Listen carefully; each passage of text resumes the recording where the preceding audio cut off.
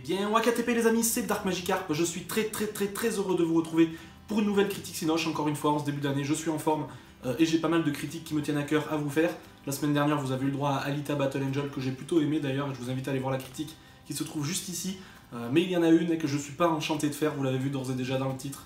Un avis critique qui va être assez négatif, et je vous le cache pas. Il s'agit de la suite des Mondes de Ralph, sorti en 2012 ou 2013, je ne me rappelle plus exactement de la date de sortie. Ralph 2.0, Ralph Breaks the Internet en anglais. Voilà, bon, mes craintes se sont révélées confirmées, on va dire, et vous allez voir ça juste après le générique, comme d'habitude. Un avis un petit peu spécial, vous allez voir, je vais être un petit peu chafouin. Top à la vachette.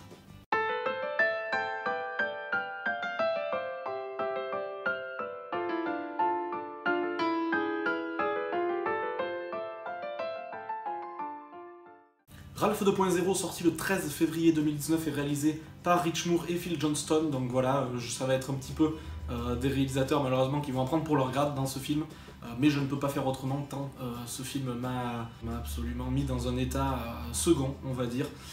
Je ne vous donne pas le speech, je pense que vous avez tous vu les Mondes de Ralph premier du nom, il s'agit de la suite. Je vais vous faire juste un petit résumé global. Voilà, Vanellope est toujours dans son jeu Sugar Rush, elle en a un petit peu marre, elle trouve que c'est un petit peu monotone, c'est un petit peu la routine, etc. Et une petite fille qui vient essayer de battre des records, etc. casse le volant de la borne d'arcade, et le jeu est donc un petit peu en stand-by, voilà. Et Ralph va aider Vanellope à retrouver un volant sur eBay, voilà, puisque c'est un petit peu le speech de départ, voilà, c'est spécial, il rentre dans les méandres un petit peu d'internet, etc. pour aider le possesseur des bornes d'arcade à récupérer un volant avant que cette borne d'arcade ne soit tout simplement jetée à la déchetterie la plus proche du coin. Donc voilà, c'est un petit peu l'enjeu global du film, et on va donc commencer tout de suite avec les points négatifs, et Dieu sait s'ils sont nombreux les amis. Donc vous aviez vu dans les bandes annonces que ce film était vraiment basé beaucoup sur le monde internet actuel, et de façon un petit peu réaliste. Voilà, on a beaucoup de placements de produits, on avait vu dans la bande-annonce, pardon, Snapchat, Google, eBay, etc. Ils sont dit même ouvertement dans le film, et j'avais peur que ça me choque un petit peu. J'espérais que ce soit que ça reste un petit peu vague, que ce soit juste sous-entendu, etc. Mais malheureusement, le premier point négatif est cet harcèlement constant en termes de publicité, de commerce, de marketing, etc. On est vraiment harcelé de toutes parts de placement de produits, voilà, on est vraiment esselé et étouffé par cela. On a l'impression de rentrer de force vraiment dans un centre commercial pendant toute la durée du film, et ça m'a vraiment beaucoup dérangé. Rien n'est caché, rien n'est sous-entendu, voilà, c'est vraiment brut de décoffrage, et on a l'impression d'avoir presque même 2 heures d'un spot publicitaire géant en fait. Voilà, le point négatif et non des moindres, c'est vraiment celui-ci. L'ambiance visuelle en découle bien évidemment, une ambiance visuelle vraiment oppressante, pas du tout variée. On reste vraiment dans un grand spot, voilà, une grande ville avec des grands buildings, avec l'absence totale de nature, voilà, c'est vraiment superficiel, très artificiel, et on n'en sort quasiment pas de tout le film, donc c'est vraiment oppressant, et ça m'a vraiment manqué de changement de rythme et de changement de graphisme, d'ambiance, etc. Ça aurait donné un petit plus, un aspect un petit peu plus péchu à l'œuvre totale, quoi. Autre point négatif, l'intrigue générale et le scénario général.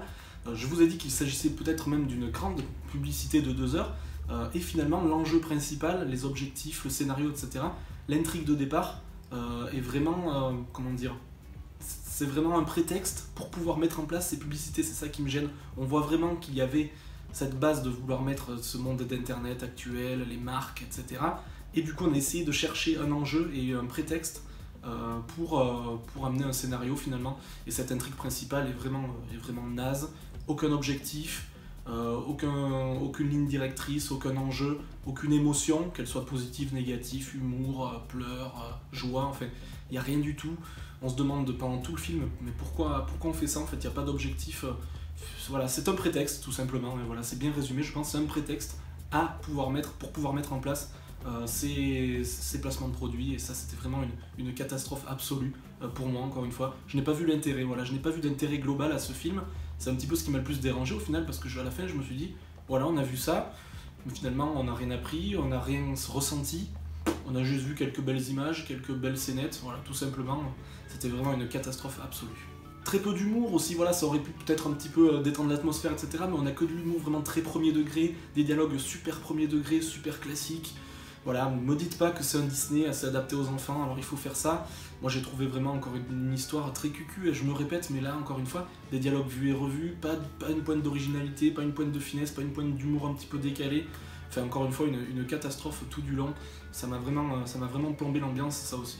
Petit aparté, d'ailleurs, vous saviez que je n'avais pas aimé Ready Player One pour ses nombreuses références, etc., son gloubi-boulga pardon, de références, mais au moins il avait un mérite, c'est que ces références n'étaient pas là comme un cheveu sur la soupe, elles étaient symboliques, elles étaient vraiment honorées, voilà, ça rendait hommage à la nostalgie des personnes qui visionnaient le film, voilà, mais là il n'y en a vraiment pas du tout, donc voilà, ça m'y fait penser un petit peu, mais sur ce point-là, j'ai préféré largement Ready Player One que ce film-là qui nous abrutit de références à n'en plus finir, alors qu'il n'y a pas raison d'être finalement. On aurait pu très bien faire ce film en enlevant totalement toutes les marques, ça aurait été exactement la même chose, et à la limite ça aurait presque même peut-être été mieux. Le dernier point négatif et non des moindres, certainement le plus important, et ce pourquoi j'ai mis cela dans le titre, à aucun moment on pointe du doigt de façon négative la dangerosité d'Internet, la haine que cela véhicule, etc. On prend un parti pris vraiment positif, je trouve. À aucun moment c'est sous-entendu, ou alors vraiment par toute petite touche. Et ça m'a vraiment marqué parce que c'est quand même un film, bon, même si Disney c'est destiné à tout le monde, mais c'est quand même un film qui est destiné au départ aux populations les plus jeunes.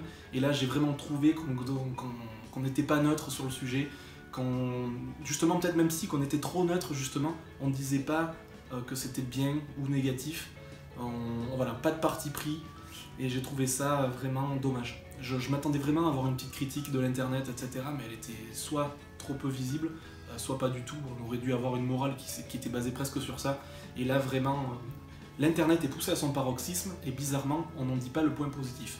Le point négatif, pardon. Donc ça c'est vraiment une catastrophe intersidérale pour moi. J'ai peur d'ailleurs pour les années à venir, si on nous pond ça, et que beaucoup de personnes aiment ces films-là, j'ai peur, déjà quand on voit le programme de Disney des prochaines années, entre les suites de suites, les films live de films déjà vus, etc., on n'a que de ça sur les prochaines années, et quand je vois que bon nombre d'entre nous se satisfont de ça, ça me fait vraiment peur. Et si les gens aiment Ralph 2.0, j'ai vraiment peur qu'on nous pende de plus en plus ce genre d'œuvre, et j'ai vraiment pas aimé. Dites-moi dans les commentaires qu'est-ce que vous avez aimé dans ce film, parce que moi je comprends pas en fait, puisque les enjeux ne sont pas là, les émotions ne sont pas là, il y a même des trucs négatifs vraiment sur le fait que ce soit beaucoup trop commercial, il y a beaucoup trop de marketing là-dedans, ça pue à plein nez le marketing et le commerce. Enfin voilà, les seuls points positifs que je peux trouver à ce film-là, c'est quand même quelques bonnes idées au niveau des personnages secondaires et tertiaires. On a vu pas mal de personnages, notamment dans les goodies, etc., qui sont ressortis dans ce film et qui étaient plutôt bien pensés, quelques bonnes idées. Et peut-être aussi les scènes avec les princesses Disney, voilà, quand ils sont un petit peu dans les studios d'animation Walt Disney. Quelques petites références, quelques petits personnages par-ci par-là qui lui font du bien dans le film. Mais voilà, c'est vraiment pour trouver des points positifs. Et voilà, c'était 5 minutes par-ci par-là qui permettaient un petit peu de souffler pour moi. Mais voilà, c'est les seuls vraiment points positifs. C'est la première fois que je trouve aussi peu de points positifs dans un film. Mais malheureusement, c'est bien le cas. Je vais donc mettre à ce Ralph 2.0 la note malheureusement de 7,5 sur 20. Et encore, je sais même pas comment je les ai trouvés. En fait, c'est peut-être parce que bon, j'ai quand même passé un moment qui reste... Je me suis pas endormi 15 fois, on va dire, voilà. Tout simplement, mais ça aurait mérité une note encore plus basse, je pense. Un film que je pense plus dangereux même que mauvais, c'est encore plus grave, je trouve. Donc voilà, passez votre chemin si vous le pouvez, vraiment, je vous en supplie. Ou alors dézinguez le film parce qu'on n'a pas besoin de ça. Quand on voit qu'on a eu des cocos, des choses comme ça ces dernières années et qu'on nous pond ça aujourd'hui, c'est tout simplement inadmissible. J'espère que la vidéo vous aura plu en tout cas, et je n'ai pas été neutre, c'est normal, c'est mon avis, ça n'engage que moi encore une fois. Dites-moi dans les commentaires qu'est-ce que vous avez pensé du film, si vous l'avez vu, si vous comptez le voir, sinon grâce ou à cause de ma critique malheureusement. Qu'est-ce que vous avez pensé aussi de la vidéo, ça m'intéresse. Le petit pouce bleu ou le petit pouce rouge, c'est encore vous les seuls décideurs de la chaîne, donc c'est vous qui voyez. D'ici la prochaine vidéo, comme d'habitude, portez-vous bien, sortez couverts, et puis salut